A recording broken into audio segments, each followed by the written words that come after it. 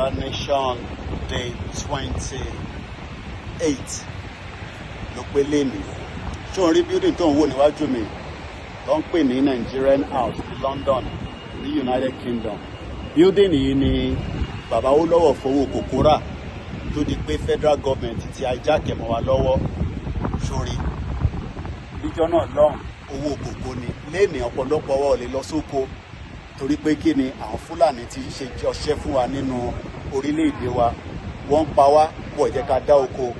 Gbogbo eléyìí àti àwọn ọ̀pọ̀lọpọ̀ ìdí la ṣe ń sọ pé ọ̀rọ̀ 2027 kan ló wà nílẹ̀, kólúkálukú dá dúró, kí Yorùbá dá dúró, káwúsá dá dúró, kí Ìgbò dá dúró.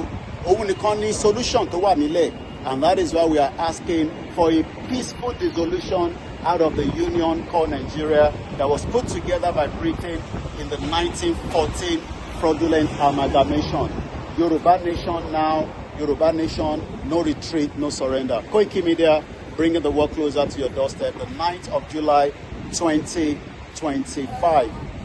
28th day of the Yoruba Nation movement as I continue my own peaceful movement right in front of the Nigerian High Commission, giving them exactly what we know how to do best, creating the awareness and passing the message, and the message will continue to be passed until we are delivered from the fake union.